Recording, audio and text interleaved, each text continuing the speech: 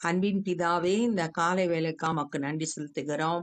சர்வ வல்லமையுள்ள கர்த்தாவே, எல்லா கனத்துக்கும் மகிமைக்கும் துதிக்கும் ஸ்தோத்திரங்களுக்கும் நீர் ஒருவரே பாத்திரர். ஜீவனுள்ள தேவன், எங்களோடு கூட இருக்கிறவர். அதற்காமை துதிக்கிறோம், ஸ்தோத்தரிக்கிறோம்.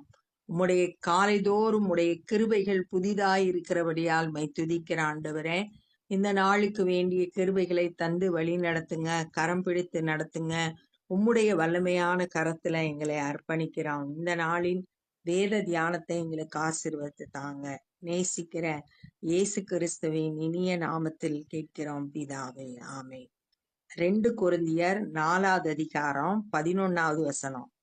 எப்படி எனில், சாவுக்கு இனமான எங்கள் மாம்சத்திலே இயேசுவினுடைய ஜீவனும் விளங்கும்படிக்கு உயிரோடு இருக்கிற நாங்கள் எப்பொழுதும் இயேசுவின் நிமித்தம் மரணத்துக்கு ஒப்பு கொடுக்கப்படுகிறோம். உயிரோடு இருக்கிற நாங்கள் அப்படின்னு பவுல் தன்னையும் தன்னுடைய உடன் ஊழியர்களையும் சேர்த்து சொல்றாரு.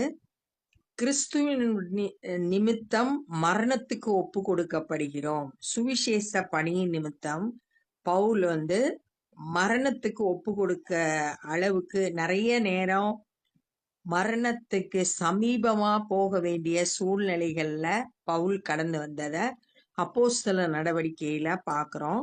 அது மாதிரி சுவிசேஷத்து நிமித்தம் அநேக பாடுகளை தன்னுடைய சரீரத்துல அனுபவிக்க வேண்டியது இருந்துச்சு. இந்த சாவுக்கு இனமான எங்கள் மாம்சத்திலே அப்படின்னு சொல்றாரு. இந்த மாம்சம் நம்மளோட சரீரம் அழிவுக்குரியது. இந்த சரீரத்துல இயேசு கிறிஸ்துடைய ஜீவன் வெளிப்படும்படி அப்படின்னு சொல்லியிருக்கு, விளங்கும்படி அப்படின்னு சொல்லியிருக்கு. அப்ப தேவனுடைய வல்லமையினால கிறிஸ்து நமக்குள்ள இருக்கிறதுனால நான் எல்லா கஷ்டங்களையும் கிறிஸ்துவின் நிமித்தம் எல்லா பாடுகளையும் நான் சகித்து கொள்கிறேன். ஏன்னா அதன் மூலம் இயேசுவோட வல்லமை வெளிப்படுது. அவர் எனக்கு ஜீவனா இருந்து அது எல்லா பிரச்சனையிலையும் தாண்டி செல்ல கிருபை செய்கிறாரு அப்படின்னு சொல்லிட்டு சொல்றாரு. இப்படி மரணமானது எங்களிடத்திலும் ஜீவனானது உங்களிடத்திலும் பலன் செய்கிறது. சுவிசேஷத்து நிமித்தம் நாங்க மரணத்துக்கு சமீபமாறோம் அப்படின்னு சொல்றாரு. அதே நேரத்துல அந்த கிறிஸ்து உங்களுக்கு ஜீவனை கொடுக்கிறாரு, உங்களிடத்துல பேலன்ஸ் செய்கிறது. கிறிஸ்துவின் மூலம் உங்களுக்கு ஜீவன் உண்டாயிருக்கிறது அப்படின்னு சொல்லிட்டு கொரிந்து சபை விசுவாசிகளுக்கு சொல்றார். சுவிசேஷத்து நிமித்தம் பல பாடுகளை பட்டு நாங்க மரணத்துக்கு சமீபமா இருக்கிறதுனால மரணம் எங்களுக்குள்ள பேலன்ஸ் செய்யுது. ஆனா கிறிஸ்து உங்களுக்குள்ள வரும்போது அது உங்களுக்கு ஜீவனை கொடுக்கிறது அப்படின்னு சொல்லிட்டு சொல்றாரு. யோவான் 10:10 சொல்லியிருக்கு, நானும் அவைகளுக்கு ஜீவன் உண்டாயிருக்கவும் அது பரிபூரணப்படவும் வந்தேன் அப்படின்னு சொல்லிட்டு சொல்றாரு. மரித்த நிலைமையில இருக்கிற ஆவிக்குரிய வாழ்க்கைக்கு ஜீவனை கொடுக்கிறது இயேசு கிறிஸ்து. விசுவாசித்தேன் ஆகியால் பேசினேன் என்று எழுதியிருக்கிறபடி விசுவாசிக்கிறேன், அதனால நான் பேசுறேன், விசுவாச வார்த்தைகளை பேசுறேன் அப்படின்னு சொல்லிட்டு எழுதி இருக்கிறபடின்றது சங்கீதம் 116:10. அதுல என்ன சொல்லியிருக்கு அப்படின்னா, விசுவாசித்தேன் ஆகியால் பேசுகிறேன் அப்படின்னு சொல்லிட்டு அங்க போடப்பட்டிருக்கு. நாங்களும் அந்த விசுவாசத்தின் ஆவியை உடையவர்களாயிருந்து விசுவாசிக்கிறபடியால் பேசுகிறோம். விசுவாச ஆவியை நம்ம பெற்றுக்கொண்டவர்களா விசுவாசத்தை நம்மளுடைய வார்த்தைகள்ல வெளிப்படுத்தணும். இங்க பவுல் விசுவாச வார்த்தைகளை பேசுகிறேன் அப்படின்னு சொல்லிட்டு சொல்றாரு. முதல்ல விசுவாசம் நமக்குள்ள இருக்கணும், அது நம்மளுடைய பேச்சுல வெளிப்படணும். கர்த்தராகிய இயேசுவை எழுப்பினவர் எங்களையும் இயேசுவை கொண்டு எழுப்பி உங்களுடனே கூட தமக்கு முன்பாக நிறுத்துவார் என்று அறிந்திருக்கிறோம். என்ன விசுவாசம், என்ன நம்பிக்கை இருக்கு அப்படின்னா, எப்படி மரித்தோரிலிருந்து கிறிஸ்துவை உயிரோடு எழுப்பின தேவன், அதே மாதிரி நம்மளையும் ஒரு நாள் கிறிஸ்துவோடு கூட எழுப்பி உங்களுடனே கூட அப்படின்றது இங்க கொரிந்து விசுவாசிகள் எல்லாருக்கும் அதே அனுபவத்தை தந்து தேவனுக்கு முன்பாக நம்மளை நிறுத்துவார். நம்ம எல்லாரும் உயிர்த்தெழுதலின் நம்பிக்கையை பெற்றிருக்கிறோம். 1 கொரிந்தியர் 15வது அதிகாரம் 14வது வசனத்துல என்ன சொல்லப்பட்டிருக்கு அப்படின்னு பார்த்தோம்னா, கிறிஸ்து எழுந்திருக்கவில்லை என்றால் எங்கள் பிரசங்கமும் விருதா, உங்கள் விசுவாசமும் விருதா அப்படின்னு சொல்லி. அதனால கிறிஸ்து உயிரோடு எழும்புறது உறுதி. அவரோடு கூட நம்மளையும் என்ன செய்ய போறாங்க, தேவன் உயிரோடு எழுப்ப போறாங்க. அந்த நம்பிக்கை நமக்கு இருக்கு. தேவனுடைய மகிமை விளங்குகிறதற்கு ஏதுவான கிருபையானது அநேகருடைய ஸ்தோத்திரத்தினாலே பெருகும்படிக்கு இவைகளெல்லாம் உங்கள் நிமித்தம் உண்டாயிருக்கிறது. இதெல்லாம் உங்களுக்காக உண்டாயிருக்கிறது.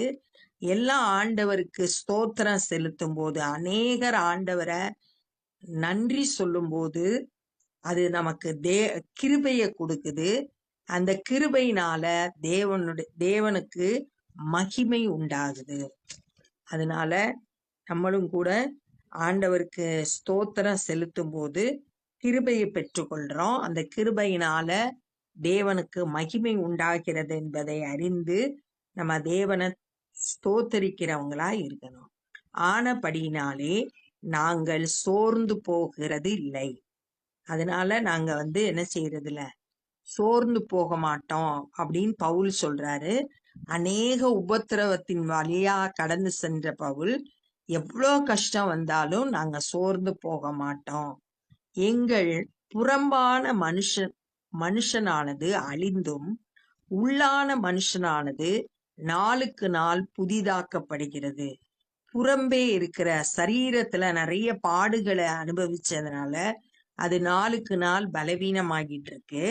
ஆனா அந்த எல்லா கஷ்டத்திலையும் தேவனுடைய வல்லமைய பாக்குறதுனால உள்ளான மனுஷன், ஆவிக்குரிய மனுஷன் நாளுக்கு நாள் புதிதாக்கப்படுகிறான். விசுவாசத்துல பலப்படுத்தப்பட்டு ஆவிக்குரிய மனுஷன் நாளுக்கு நாள் புதிதாக்கப்படுகிறான். மேலும் காணப்படுகிறவைகளை அல்ல, காணப்படாதவைகளை நோக்கி இருக்கிற நமக்கு. நம்மளோட நோக்கம் எல்லாம் காணப்படுகிறது, இந்த உலகத்துல இருக்கிற காரியங்களை எல்லாம் நம்ம பார்க்கிறோம். ஆனா காணப்படாதவைகள், பரலோகத்தில் உள்ள காரியங்கள்லாம் கண்ணால பார்க்க முடியாது. அதை நம்ம விசுவாசிக்கதான் வேணும். அந்த காணப்படாதவைகளை நோக்கி இருக்கிற நமக்கு ஒரு விசுவாசி காணப்படுகிறவைகள் மேல் நம்பிக்கை வைக்க கூடாது, காணப்படாதவைகளை விசுவாசிக்கிறவங்களா இருக்கணும். அதத்தான் கொலோசியர் 3வது அதிகாரத்துல 1-2 வசனங்கள்ல, கிறிஸ்துவோடு கூட நீங்க எழுந்ததுண்டானால் கிறிஸ்து தேவனுடைய வலது பார்சத்தில் வீற்றிருக்கும் இடத்தில் உள்ள மேலானவைகளை தேடுங்கள், பூமியில் உள்ளவைகளை அல்ல மேலானவைகளை நாடுங்கள் அப்படின்னு சொல்லியிருக்காரு. அதை போல நம்ம காண்கிறதைகளை நோக்கி பார்க்காம காணாதவைகளை நோக்கி இருக்கணும். அதி சீக்கிரத்தில் நீங்கும் லேசான நம்முடைய உபத்திரவம் மிகவும் அதிகமான நித்திய கன மகிமையை உண்டாக்கிறது. இந்த உலகத்துல படுகிற கஷ்டங்கள்லாம் சீக்கிரத்துல நீங்கி போயிடும். லேசான உபத்திரவம், ரொம்ப லேசான காரியம். இந்த உபத்திரவங்கள்லாம் அது நமக்கு என்ன கொடுக்குதுன்னா, அதனோட விளைவு, அதுல நம்ம உறுதியா இருக்கும்போது, விசுவாசத்தை காத்து கொள்ளும் போது அது நமக்கு நித்தியமா கனத்தையும் மகிமையும் உண்டாக்குறதா இருக்குது. ரோமர் 5வது அதிகாரம் 3-4 வசனத்துல என்ன சொல்லியிருக்கு அப்படின்னா, உபத்திரவம் பொறுமையை உண்டாக்குது, பொறுமை பரீட்சையும், பரீட்சை நம்பிக்கையும் உண்டாக்குகிறது என்று நாங்கள் அறிந்து உபத்திரவத்திலே மேன்மை பாராட்டுகிறோம். பவுல் தன்னுடைய அனுபவத்தை சொல்றாரு. உபத்திரவம் நமக்கு பொறுமையை உண்டாக்குறதுனால, அது நமக்கு ஆவிக்குரிய குணாதிசயங்களை நமக்குள்ள கொடுக்கிறதா இருக்கிறதுனால, நம்ம அந்த உபத்திரவத்தை குறித்து பெருமை பாராட்டணும், மேன்மை பாராட்டணும் அப்படின்னு சொல்லியிருக்கு. சீக்கிரத்துல நீங்கி போயிரும் லேசான உபத்திரவம். ஆனா முடிவுல அது நித்திய கன மகிமையை உண்டாக்கும். ஏனெனில் காணப்படுகிறவைகள் அநித்தியமானவைகள். காணப்படுகிறவைகள் இந்த உலகத்துல இருக்கிற காணக்கூடியதெல்லாம் அநித்தியமானது, அழிந்து போகக்கூடியது. காணப்படாதவைகளோ, காணப்படாதவைகள் பரலோகத்தில் உள்ள ஆவிக்குரிய காரியங்கள் எல்லாம் நித்தியமானவை, என்றென்றையும் நிலைத்திருக்கக்கூடியது. அதனால நம்மளோட நோக்கம் எல்லாம் இந்த பூமிக்குரியவையா இல்லாம பரலோகத்துக்குரியவைகளா நம்ம செயல்படுறவங்களா இருக்கணும்.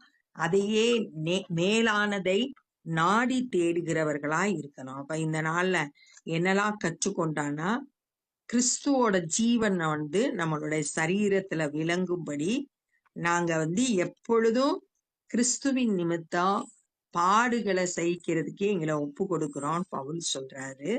அது மரணம் எங்களிடத்திலும் உபத்திரவத்தினால மரணத்துக்கு சமீபமா இருக்கிறதுனால மரணம் எங்களிடத்திலும் கிறிஸ்துவினால உண்டாகிற ஜீவன் விசுவாசிகளான உங்களிடத்திலையும் பலன் செய்கிறதுன்னு சொல்றாரு. தாவீதோட அனுபவத்தை விசுவாசித்தேன் ஆகையால் பேசினேன். உபத்திரவத்தின் மத்தியில விசுவாசித்து தைரியமா பேசினத தாவீதோட அனுபவத்தை சொல்லி, அது போல விசுவாச ஆவி உடையவைகளா இருந்து விசுவாசத்தை பேசுகிறேன் அப்படின்னு பவுல் சொல்றாரு. கிறிஸ்துவை எப்படி மரித்தோரிலிருந்து எழுப்பினாரோ அது போல நம்மளையும் எழுப்பி தேவனுக்கு முன்பாக நிறுத்துவார். அதுதான் நமக்கு இருக்கிற நம்பிக்கை அப்படின்னு சொல்லிட்டு பார்த்தோம். ஸ்தோத்திரம் செய்யும் போது நமக்கு கிருபை பெருகுது. அந்த கிருபையினால தேவனுடைய நாமம் மகிமைப்படுது. பவுல் தன்னுடைய அனுபவத்துல இவ்வளோ கஷ்டங்களை நான் பட்டாலும் சோர்ந்து போக மாட்டேன். ஏன்னா புறம்பே இருக்கிற சரீரத்துல அது அழிவை கொண்டு வந்தாலும் உள்ளான மனுஷன்ல நாளுக்கு நாள் வல்லமையா பலப்படுறதுக்கு, புதிதாக்கப்படுறதுக்கு அது உதவியா இருக்கிறது அப்படின்னு சொல்றாரு. காணப்படுகிறவைகள் அல்ல, காணாதவைகளை நோக்கி இருக்கணும் நாம அப்படின்றத கற்றுக்கொண்டோம். இந்த உபத்திரவம்லாம், இந்த பூமியில அனுபவிக்கிற கஷ்டங்கள்லாம் கொஞ்ச நாள் தான் லேசானது. ஆனா அதனோட முடிவு நித்தியமா கன மகிமையை நமக்கு உண்டாக்குகிறது. காணப்படுகிற இந்த பூமிக்குரிய காரியங்கள்லாம் அநித்தியமானது. காணப்படாத மேலானவைகள் பரலோகத்துக்குரிய காரியங்கள்லாம் நித்தியமானவை. அதனால நம்ம கண்கள் எப்பயும் பரலோகத்துக்குரிய காரியங்கள்ல நோக்கமா இருக்கணும், மேலானவைகளை நாடி தேடுகிறவர்களா இருக்கணும் அப்படின்றத இந்த நாள்ல நம்ம கற்றுக்கொண்டோம். இப்ப நம்ம ஜெபம் பண்ண போறோம். அன்பின் பிதாவே, இந்த நாள்ல கூட பவுலோட வாழ்க்கையில ஆண்டவரே அனுபவத்திலிருந்து அநேக காரியங்களை கற்றுக்கொண்டோம். விசுவாசித்தேன் ஆகையால் பேசுகிறேன் என்று சொல்லப்பட்டபடி நாங்களும் உம்மை உறுதியாய் விசுவாசிக்க, எவ்வளவு கஷ்டம் வந்தாலும் சோர்ந்து போகாம விசுவாசத்துல நிலைத்திருக்க எங்களுக்கு உதவி செய்யப்பா. இந்த சரீரம் அழிந்தாலும் உள்ளான மனுஷன்ல நாளுக்கு நாள் புதிதாக்கப்பட, இந்த உபத்திரவம் எல்லாம் கொஞ்ச நாட்கள் என்பதை அறிந்தவர்களாய், அதிக நித்திய கன மகிமை உண்டாக்குகிறது என்பதை அறிந்து இவை எல்லாவற்றிலும் ஆண்டவரே நாங்க உபத்திரவத்தில பொறுமையா இருந்து உம்முடைய சாயலை பெற்றுக்கொள்ள எங்களுக்கு கிருபை செய்ய. பூமிக்குரியவைகளை அல்ல, மேலானவைகளை நாடி தேடுகிறவர்களாய் இந்த காலை வேளையில எங்களை அர்ப்பணிக்கிறோம். இந்த நாள்ல சுவிசேஷ பணியை செய்கிறவர்களை உம்முடைய கரத்துல ஒப்பு கொடுக்கிறோம். பலப்படுத்துங்க, பயன்படுத்துங்க. அநேகர் ரட்சிக்கப்பட உதவி செய்யுங்க. நாங்களும் எங்களால் இயன்ற ஊழியங்களை செய்ய கர்த்தர் கிருபை தாரும். எல்லா துதி கன மகிமையும் மக்கே செலுத்துகிறோம். நேசிக்கிற இயேசு கிறிஸ்துவின் இனிய நாமத்தில் கேட்கிறோம் பிதாவே, ஆமென். என் ஆத்துமாவே கர்த்தரை ஸ்தோத்திரி, என் முழு உள்ளமே பரிசுத்த நாமத்தை ஸ்தோத்திரி. என் ஆத்துமாவே கர்த்தரை ஸ்தோத்திரி, கர்த்தர் செய்த சகல உபகாரங்களை மறவாதே. ஆமென். God bless you.